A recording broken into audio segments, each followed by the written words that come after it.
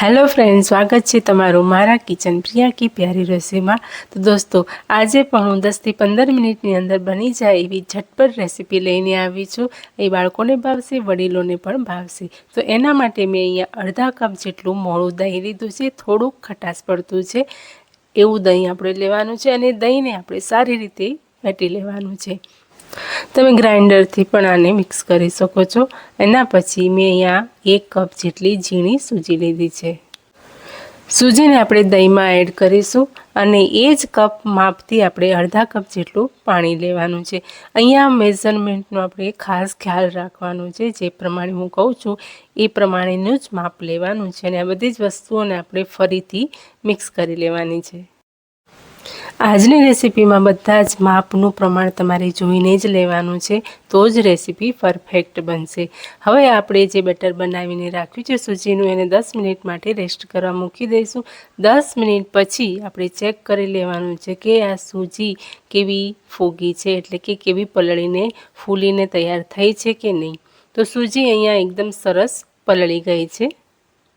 આવી રીતે હાથથી તમે જોશો તો ખ્યાલ આવી જશે। હવે મેં અહીંયા થોડાક શાકભાજી લીધા છે। તમારી પાસે જેટલા પણ અવેલેબલ હોય એ બધી જ તમે શાકભાજી લઈ શકો છો। તો મેં અહીંયા લીલા મરચાં 3 થી 4 નંગ લીધા છે અને એક મેં લીલી ડુંગળી પણ લીધી છે અને એક લાલ મરચું પણ લીલું લાલ મરચું લીધું છે અને આદુનો 1 ઇંચ જેટલો ટુકડો જેને મેં છીણી લીધું છે। આ બધી જ વસ્તુને આપણે આ સૂજીનું જે બેટર તૈયાર કર્યું છે એની અંદર ઉમેરવાનું છે। તમારી જોડે કેપ્સિકમ હોય, ગાજર હોય, કોબીજ હોય, બધી જ વસ્તુ તમે મનગમતા શાકભાજી આની અંદર બારીક ઝીણા ઝીણા કટ કરીને એડ કરી શકો છો। હવે મેં અહીંયા એક નાની ડુંગળી લીધી છે, એને પણ ઝીણી સમારી લીધી છે। તો આ પણ આપણે આ જ સૂજીમાં એડ કરી દઈશું। તમે ચોપરમાં પણ બધા શાકભાજીને ચોપ કરી શકો છો। સ્વાદ અનુસાર આપણે મીઠું લેવાનું છે અને અડધી નાની ચમચી જેટલો મેં અહીંયા ચાટ મસાલો લીધો છે। તો આ બધી જ વસ્તુને આપણે ફરીથી મિક્સ કરી લેવાનું છે। ફેટવાથી આ રેસીપી એકદમ સરસ પોચી અને જાળીદાર બને છે। તો એના પછી મેં અહીંયા અડધા પાવડા જેટલું તેલ લીધું છે, એટલે કે 1 મોટી ચમચી જેટલું તેલ લીધું છે। એને તેલને ગરમ કરી રાઈ અને આપણે મીઠી લીમડીના પાનથી આનો વઘાર કરીશું અને એ વઘારને આપણે આ બેટરની અંદર એડ કરી દેવાનો છે। આ વઘારથી આ રેસીપીનો સ્વાદ એકદમ સરસ આવતો હોય છે। તો વઘાર કરી લીધા પછી આપણે આને ફરીથી મિક્સ કરી લેવાનું છે। આ વારે ઘડી આપણે અલગ અલગ વસ્તુઓ અંદર ઉમેરીને ફેટીએ છીએ, એનાથી ફેટવાથી જ આ રેસીપી સારી બને છે, એટલા માટે જ હું વધારે ફેટું છું। હવે મેં અહીંયા અડધી ચમચી જેટલો ખાવાનો સોડા એટલે કે બેકિંગ સોડા લીધો છે। જો તમારી જોડે ઈનો છે તો ઈનોનું તમે અડધો પાઉચ ઉમેરી શકો છો અને ફરીથી આપણે એક ધારું એક જ તરફી આપણે ફેટી લેવાનું છે।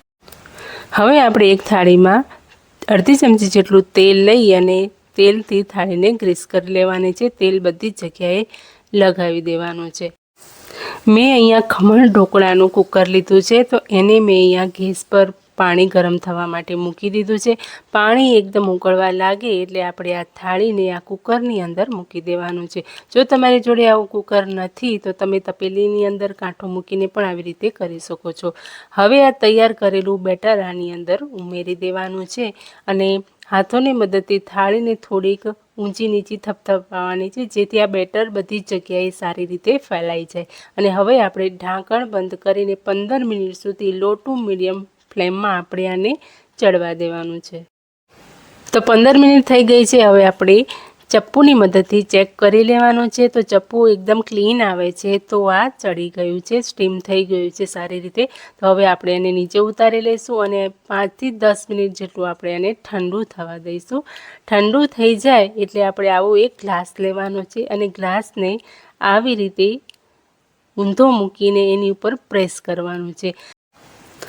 આખી થાળીમાં આવી જ રીતે શેપ આપી દેવાનો છે।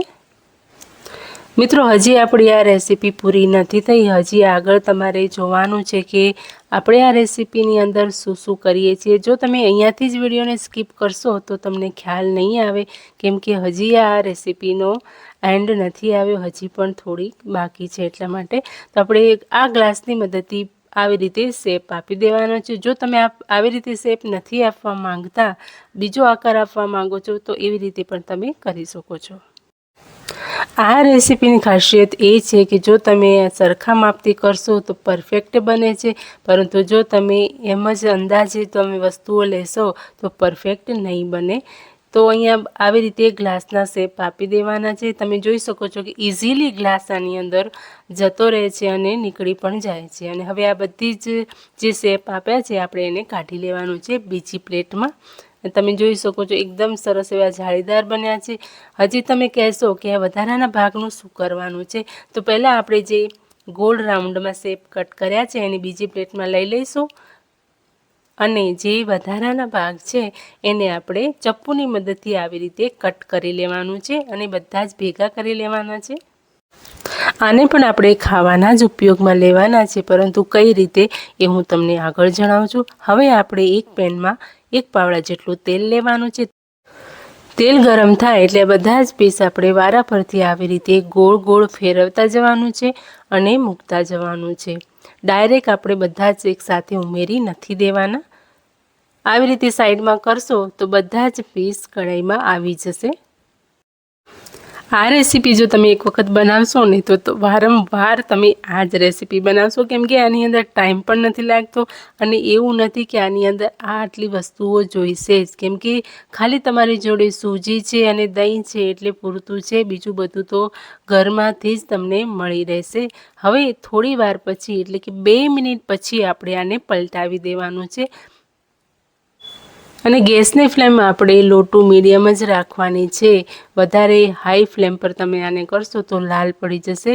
તો તમે જોઈ શકો છો કે ઉપરનું નીચેનું જે પડ છે એ થોડુંક બ્રાઉન એવું થઈ ગયું છે. તો બસ આટલું જ આપણે જોઈએ અને બધા જ પીસને આપણે આવી રીતે ફેરવી લેવાના છે. જ્યારે પણ તમારે સાંજની રસોઈ અથવા તો સવારે આ રેસીપી બનાવવાની હોય તો તમારે સવારે ઉઠીને સીધા જ પહેલાં સૂજીને પલાળી દેવાની છે અને પછી જ્યારે પણ તમે ફ્રી પડો એટલે આ બનાવી લો. બસ 15 મિનિટ ચડતા લાગે છે, બસ એટલી જ વાર લાગે છે. વધારે આમાં કોઈ ટાઈમ થતો જ નથી. બાળકોના લંચ બોક્સમાં કે ટિફિનમાં તમે આ આપશો તો ઠંડુ થયા પછી પણ આ એટલું જ સરસ ટેસ્ટી એવું લાગતું હોય છે. તો તમે જોઈ શકો છો કે કેટલું સરસ લુકમાં પણ દેખાય છે. તમે લીલા ધાણાથી આને ગાર્નિશ કરી શકો છો. અહીંયા હું તમને તોડીને પણ બતાવું કે આ કેટલું જાળીદાર અંદરથી પણ બન્યું છે. દોસ્તો, આજનો મારો આ વિડીયો જરા પણ તમને સારો લાગ્યો હોય, આ રેસીપી તમને ગમી હોય તો પ્લીઝ વિડીયો પર લાઇક, શેર, કમેન્ટ જરૂરથી કરજો. અને હા, ચેનલ પર નવા છો તો ચેનલને સબસ્ક્રાઈબ કરી બેલ આઇકન પર પ્રેસ કરવાનું ભૂલતા નહીં. હું આવી જ નવી રેસીપીઓ તમારા માટે લાવતી રહું છું. તો તમે જોઈ શકો છો છે ને એકદમ જાળીદાર.